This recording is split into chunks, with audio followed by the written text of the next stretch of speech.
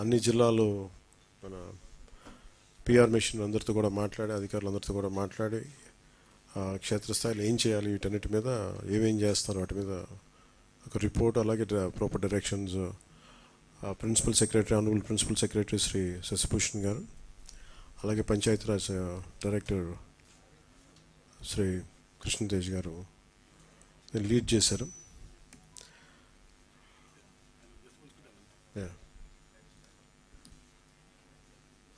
ఇందాక మాట్లాడుతూ ఉంటే ఒక బ్యూటిఫుల్ ఫోటోగ్రాఫ్ వచ్చింది.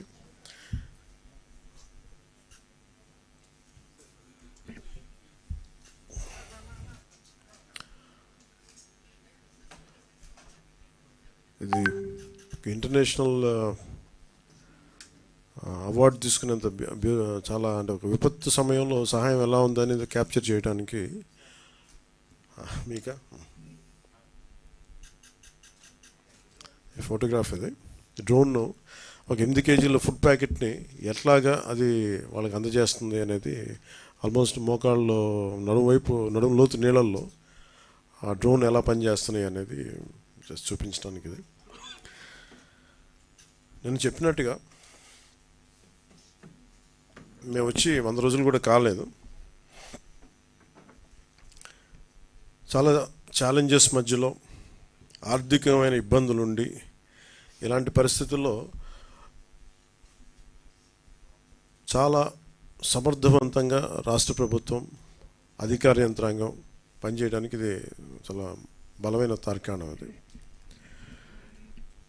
గౌరవ ముఖ్యమంత్రి శ్రీ చంద్రబాబు గారి అనుభవం ఇలాంటి విపత్తు సమయంలో చాలా బలంగా తెలియజేస్తూ ఉంది, మనకి చూపిస్తూ ఉంది. అలాగే 2014-19లో కూడా ఆయన ముఖ్యమంత్రిగా ఉన్నప్పుడు హుదూద్ తుఫాన్ డిజాస్టర్ మేనేజ్మెంట్ కూడా ఎంత బాగా చేశారో తెలిసిందే. ఆ టైంలో కూడా నేను ఒక 50 లక్షల రూపాయలు డొనేషన్ ఇవ్వడం జరిగింది. నిన్న కూడా ఒక 1 కోటి రూపాయలు డొనేషన్ ఇవ్వడం మనం ప్రకటించడం జరిగింది. త్వరలోనే అది ఆయన చేతికి అందజేస్తాను, సీఎం రిలీఫ్ ఫండ్కి. మెయిన్ ఇది అందరూ మాట్లాడుతున్నట్టు ఇది బుడమేరు పరివాహక, మనకి దీనివల్ల ఇంత విపత్తు సంభవించింది, విజయవాడకి శాపంగా మార్చినాయి అని. నిన్న అంటే ఒకటి, ఈజీగా ఏ ప్రభుత్వాన్ని తిట్టేయడం చాలా తేలిక. గతంలో కూడా చూస్తే మనం పోయినసారి కూడా వైసీపీ ప్రభుత్వం ఉన్నప్పుడు నేను చాలాసార్లు మాట్లాడినప్పుడు చాలా ఒక నియమాలతో, నియంత్రణతోనే మాట్లాడేవాడిని. అలాగే మీ దృష్టికి ఏం తీసుకొస్తున్నానంటే, బుడమేరు పరివాహక ప్రాంతంలో దాదాపు 90% ఆక్రమణలు ఉన్నాయి. ఈ ఆక్రమణలే బుడమేరుకి మన విజయవాడకి శాపంగా మార్చేసినాయి. ఇవన్నీ ఇప్పటికీ కొన్ని ప్రాంతాల్లో ఆక్రమించిన ఇళ్ళు, ఆ ప్రాంతాల్లో ఇల్లు నిర్మించారు. తర్వాత నిర్మించిన ఇళ్ళకి అవుట్ఫుల్ డ్రైన్స్ లేకపోవడం, వరద ఎటు వెళ్తుందో తెలియక అది విజయవాడ సగం నగరాన్ని వరద నీరుతో ముంచెత్తేసింది. ప్రతిసారి ఇప్పుడు మీరు హైదరాబాద్లో చూసినా కానీ వీళ్ళు వాళ్ళ హైడ్రా అని చెప్పి వాళ్ళు స్టార్ట్ చేసి డెమాలిషన్ డ్రైవ్, కొన్ని వందల చెరువులు ఉన్న ప్రాంతాన్ని, లోతట్టు ప్రాంతాలని, ఫుల్ ట్యాంక్ లెవెల్ ప్రాంతాలని ఒక 20 ఇయర్స్గా 30 ఇయర్స్గా ఏం లేదు, వరద లేదు, నీళ్లు లేవు అని చెప్పి ఇల్లు కట్టేయడం జరిగింది అక్కడ కూడా. అలాగే ఏ మూల భారతదేశంలో ఏ రాష్ట్రంలో అయినా సరే, అలాగే ప్రత్యేకంగా తెలంగాణ కావచ్చు, అలాగే మనకు సంబంధించి ఆంధ్రప్రదేశ్ కావచ్చు, ఇది ఈ నదీ పరివాహక ప్రాంతాలు ఇక్కడి నుంచి సహజ స్థితిలో అది ఆ వాగుల వంకల నుంచి వెళ్ళి సముద్రంకి వెళ్ళే దిశలో ఆ దారి మధ్యలో ఇల్లు కట్టేయడం, లేదంటే లేఅవుట్లు వేసేయడం, ఇవన్నీ వైలేషన్ ఒకళ్ళు చేయలేదు. కొన్ని దశాబ్దాలుగా కొంచెం ఇంక్రిమెంటల్గా చేసుకుంటూ వచ్చి అది చేసుకుంటూ వచ్చారు.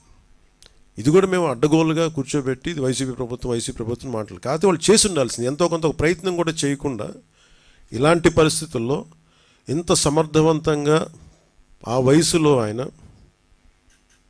బుల్డోజర్లు ఎక్కి, అసలు చేరలేని ప్రదేశాల్లో, వెళ్ళలేని ప్రదేశాల్లో కూడా ఆయన బుల్డోజర్ ఎక్కి, ఆయన పోక్లైనర్లు ఎక్కి, ట్రాక్టర్లు ఎక్కి, గౌరవ ముఖ్యమంత్రి గారు అది అప్రిషియేట్ చేయాల్సింది పోయి నేను విమర్శించడం ఇది సరైన పద్ధతి కాదు, మార్చుకోవాలి వైసీపీ నాయకులు.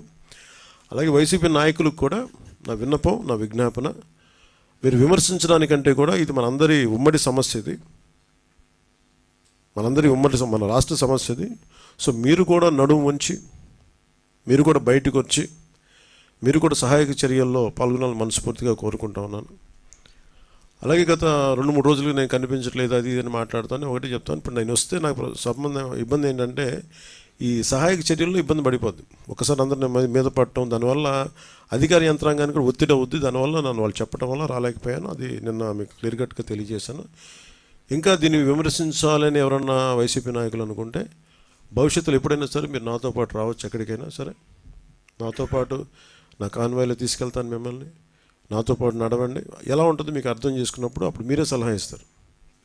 అందుకని దయచేసి దీన్ని ఒకసారి మీ దృష్టికి తీసుకొస్తాను. కానీ విమర్శించే వైసీపీ నాయకత్వానికి ఎవరికైనా సరే రాష్ట్ర ప్రభుత్వం చేస్తున్న ఈ చర్యల మీద ఎవరన్నా విమర్శించదలుచుకుంటే వాళ్ళందరికీ కూడా ఫస్ట్ మీరు సహాయం చేసి మాట్లాడండి. మీరు సహాయం చేసి మీరు బయటికి వచ్చి మీరు మాట్లాడి ఇళ్లలో కూర్చొని కాన్ఫరెన్స్లు పెడితే సరిపోదు. మీరు లోపలికి వచ్చి దిగండి మనస్ఫూర్తిగా. అలాంటి పరిస్థితులు అంటే మేము కూడా మాతో కలిసి తీసుకెళ్తాం.